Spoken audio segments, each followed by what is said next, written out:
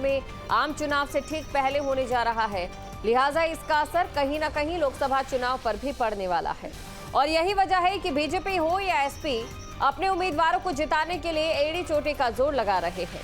हालांकि किसकी रणनीति पर जीत की मुहर लगेगी ये तो कल ही पता चल पाएगा, लेकिन उससे पहले सबसे बड़ा सवाल ये है कि आज की रात किस पर भारी है। दो टूक पर एसी पर करेंगे चर्चा, लेकिन न्यूज स्टेट के ये बड़े सवाल। चुनाव से पहले टीजर, किसको सता रहा हार का डर। 10 सीट 11 उम्मीदवार, किसकी जीत तो किसकी हार। वोटिंग से पहले डिनर पॉलिटिक्स, वोट होंगे फिक्स। राज्यसभा की डगर, अखिलेश को क्रॉस वोटिंग का डर। एसपी में क्लेश, तीसरी सीट बचा पाएंगे क्या अखिलेश।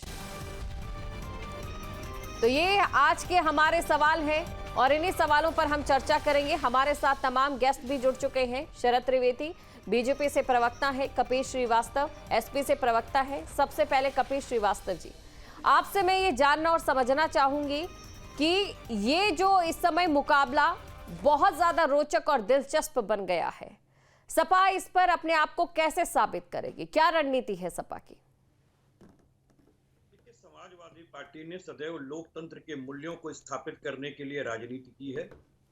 हमने उतने ही सदस्य उतारे हैं जितने हमारे अपने मत हैं, लेकिन इसमें कहीं दो राय नहीं है। भारतीय जनता पार्टी ने जानबूझ करके जहां उनके 7 उम्मीदवार उतारने थे, वहां उन्होंने 8 उम्मीदवार उतार करके और इसे निर्वाचन के क्षेत्र में लाया है, ताकि जिस तरीके से लोकतंत्र की मर्यादाओं का मान मर्दन करने के लिए जो शक्तियां उन्होंने संग्रहित की हुई है उसका सदुपयोग कर सके।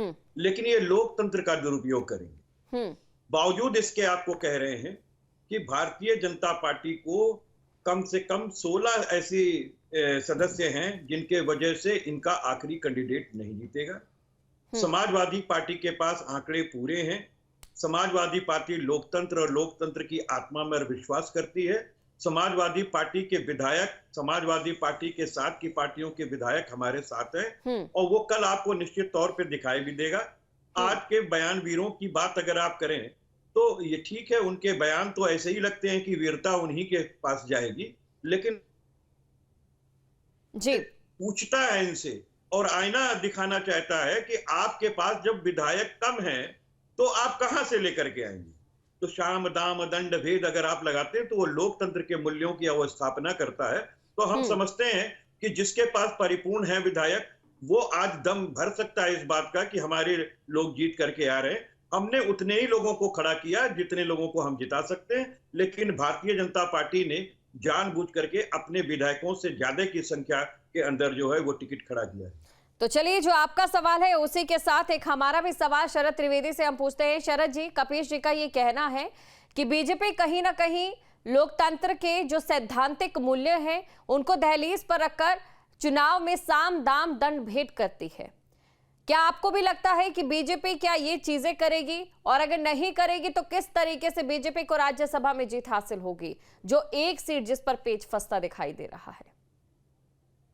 देखिए, क्या रणनीति है वो तो चैनल पे नहीं बताई जाती है, लेकिन जितने लोगों को भारतीय जनता पार्टी ने खड़ा किया है वो सब के सब जीत के आएंगे। कैसे आएंगे, क्या आएंगे, क्यों आएंगे, वो तो कल पता चल जाएगा। लेकिन जो लोकतंत्र की बात हमारा विपक्ष करता है वो अपने अंदर झांक के देखें कि जो लोकतंत्र इंडी गठबंधन लेके चला तो उसमें आधे से ज्यादा तो अभी छिटक के अलग हो चुके हैं। भारतीय जनता पार्टी के साथ वो जुड़ रहे हैं, उनके नेता जुड़ रहे हैं, या तो पार्टियां जुड़ रही हैं या नेता जुड़ रहे हैं। तो कुछ तो हम अच्छा कर रहे हैं जिसकी वजह से ये हो रहा है। तो इस तरह का जो विकास का कार्य हमने किया है, जिस तरह के गठबंधन में हम लोगों ने हर एक को इज्जत दी, हर एक को सम्मान दिया है, उसका नतीजा हमको मिला है। 12 साल से समाजवादी पार्टी उत्तर प्रदेश में सत्ता से बाहर है। 2 लोकसभा, 2 विधानसभा, 2 निकाय चुनाव में नतीजा सबके सामने है। कांग्रेस क्योंकि जमीन से जुड़ी हुई पार्टी, तो उन्हें पहले ही पता चल गया था। राहुल जी वायनाड चले गए और सोनिया जी खुद ही राज्यसभा चली गई, उन्हें मालूम था कोई अस्तित्व नहीं है। और अखिलेश जी ने खुद ही कहा कि सपा का जो अस्तित्व मध्य प्रदेश में है वही कांग्रेस का अस्तित्व उत्तर प्रदेश में है। तो कांग्रेस तो है ही नहीं वहां पे।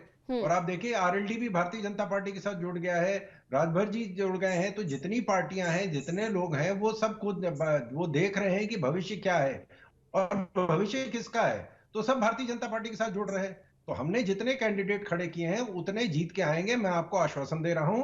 कल शाम को हम इसी बहस में बैठेंगे और हम आपको उसका नतीजा आपके सामने होगा।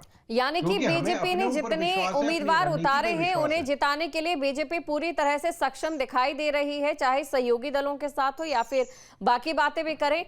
इसीलिए कपिश जी आपके पास में आना चाहूंगी और आपसे मैं ये समझना चाहूंगी, देखिए डिनर डिप्लोमेसी अक्सर हमने देखी है चुनावों से पहले होती है, अक्सर हमने देखा है विधायक एक जगह इकट्ठे होते हैं, एक संख्या बल भी अपनी जो शक्ति प्रदर्शन है वो भी यहाँ पर दिखाते हैं। लेकिन जो सपा की ओर से डिनर का आयोजन किया जाता है, कुछ विधायक ऐसी खबर भी आई थी उसमें नदारद रहे, तो इसको लेकर क्या चीजें फिलहाल समझ में आती है? क्योंकि अक्सर देखा गया कि जब जब ऐसा हुआ है किसी भी स्टेट में, किसी भी चुनाव में, तो जो विधायक है या फिर जो चीजें हैं, क्रॉस वोटिंग का जो डर है वो ज्यादा बड़ा हो जाता है। देखिए, एक बात स्पष्ट है, लोकतंत्र में एक लोकतंत्र का मूल्य होता है, दूसरा विप्लव होता है। वो विप्लव कैसे लाया जाए वो भारतीय जनता पार्टी के पास है। जैसे अभी हमारे मित्र कह रहे थे कि उनकी नीतियों से प्रेरित होकर के तमाम लोग चले गए, नहीं साहब, सत्ता के साम दाम और दंड भेद की वजह से चले गए। अभी तो आपने हाल में ही सुना कि जिस तरीके से इन्होंने चुनावी बॉन्ड लाया था और उसको असंवैधानिक घोषित किया गया, उसमें 12,000 करोड़ रुपए से ऊपर का इस्तेमाल जो है वो सरकार को गिराने और सरकार को लूटने के लिए किया गया। अन्य प्रदेशों के अंदर आप सारे लोगों ने देखा जहां पार्टियों के तोड़ने के लिए अंदर इस्तेमाल किया गया। तो मैं तो स्पष्ट रूप से कह रहा हूं, जीत हार मायने नहीं रखता। बात इस चीज की है कि हमारे देश के लोकतंत्र के मूल्यों की अगर स्थापना नहीं होगी तो हम वास्तविक रूप से जो है वो विकास कैसे कर सकते हैं? चलिए, आप दोनों ने अपने विचार रखे, आप दोनों ने अपनी प्रतिक्रिया रखी और इसमें एक आत्मविश्वास भी देखा गया कि राज्यसभा चुनाव में दोनों की ही जीत होगी, लेकिन ये कल वक्त बताएगा और देखना ये होगा कि किसकी रणनीति किस पर हावी रहती है। आप दोनों का शुक्रिया।